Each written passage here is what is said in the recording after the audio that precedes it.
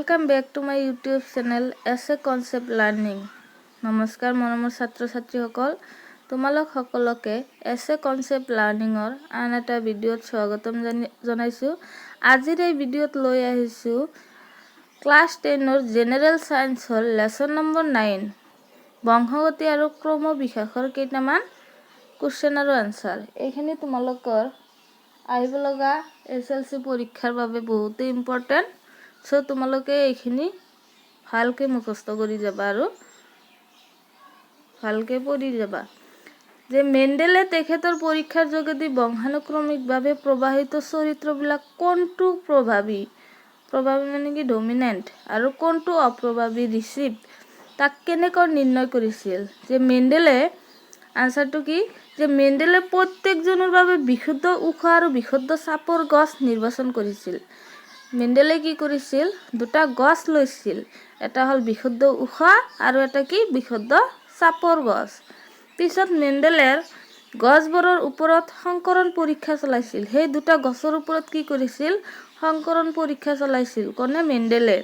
পৰীক্ষাত তেওঁ প্ৰথম উপাত্তজনত এফে কেৱল উখ গছ আৰু দ্বিতীয় উপাত্তজনত তেন্তে তেওঁ উখ আৰু চাপৰ দুই ধৰণৰ গছ পাইছিল। যে মেন্ডেলে প্ৰথম উপাত্তজনত কি পাইছিল কেৱল উখ গছবিলাক পাইছিল আৰু দ্বিতীয় উপাত্তজনত কি পাইছিল তেওঁ উখ আৰু চাপৰ দুই ধৰণৰ গছ পাইছিল। দ্বিতীয় উপাত্তজনত পোৱা অনুপাত হল কি 3:1। এইটো কোৱেশ্চন এটা আছে যে এইটো কোৱেশ্চন আহে এটা দ্বিতীয় উপাত্তজনত পোৱা অনুপাতটো কি 3:1। মেন্ডেলে দ্বিসংকৰণ পৰীক্ষাৰ বাবে কোনটো অনুপাত পাইছিল 3:1 অনুপাত পাইছিল। এইটো কিন্তু বহুত ইম্পৰ্টেন্ট কোৱেশ্চন। যে তলৰ চিত্ৰত এইটো দেখুওৱা হৈছিল যে টি ইয়াৰ পৰা কি পাইছিল এটা লৈছিল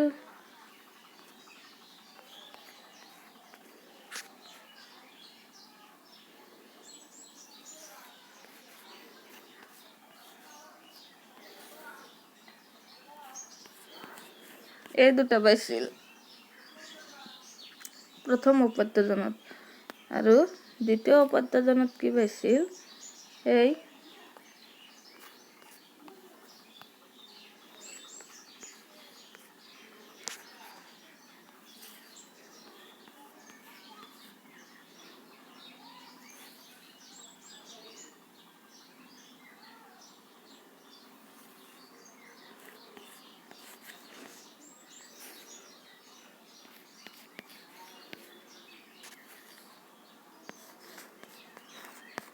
এইখিনি পাইছিল।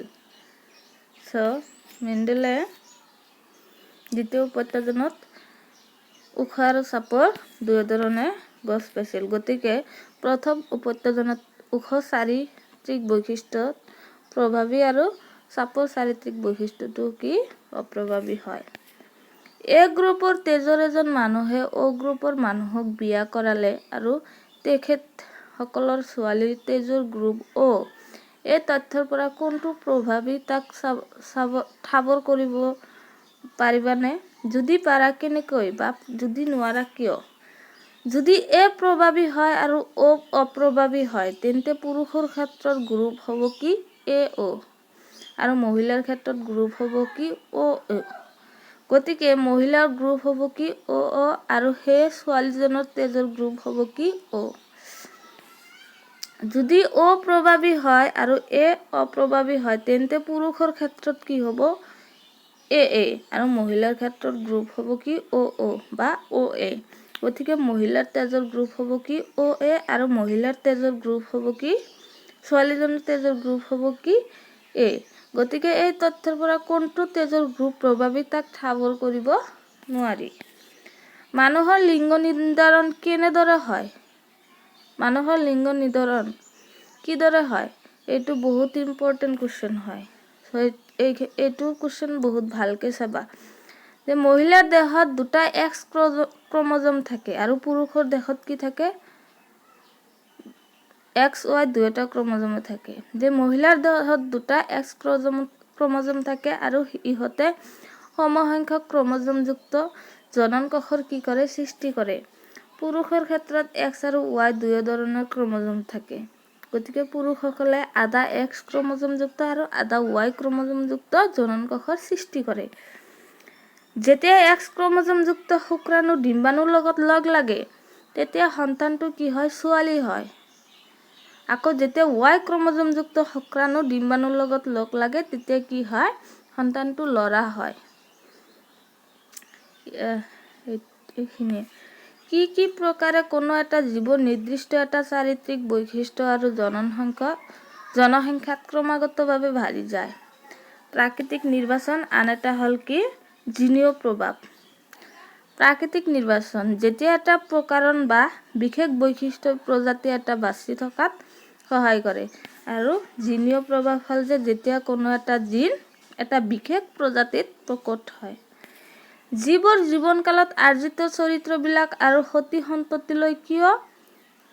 সন্ততিলৈ কিয় বংশানুক্ৰমিক প্ৰবাহ নঘটে জীয়াই থাকিবলৈ জীৱক এটা উপযুক্ত পৰিৱেশৰ প্ৰয়োজন হয় যিটো কেৱল জিনৰ দ্বাৰা সম্ভৱ নহয় এই প্ৰক্ৰিয়াত অপ্ৰজননজনিত কলাৰ পৰিৱৰ্তন হয় নেক্সট কোৱেশ্চন বংশগতি বিজ্ঞান দিশৰ পৰা জীৱিত বাঘৰ সংখ্যা ক্ৰমে হ্ৰাস পাই গৈ থকাটো কিয় চিন্তিত বিষয় বুলি ভাবা যে অপ্ৰজননযুক্ত কলাৰ কোনো পৰিৱৰ্তন DNA লৈ যাব নোৱাৰে সেইবাবে জীৱ এটাই ভুগি থকা চাৰিত্ৰিক বৈশিষ্ট্য জীৱনকালত অবংশগতিৰ হয় মেণ্ডেলে তেখেতৰ পৰীক্ষাৰ যোগেদি বংশানুক্ৰমিকভাৱে প্ৰবাহিত চৰিত্ৰবিলাক স্বতন্ত্ৰভাৱে প্ৰবাহিত হয় বুলি কেনেকৈ নিৰ্ণয় কৰিছিল এইটোৰ কুৱেশ্যনৰ আনসাৰ প্ৰথমটোৰ যে কুৱেশ্যনৰ আনসাৰ একেই তাৰমানে সেইকাৰণে এইটোৰ আনসাৰ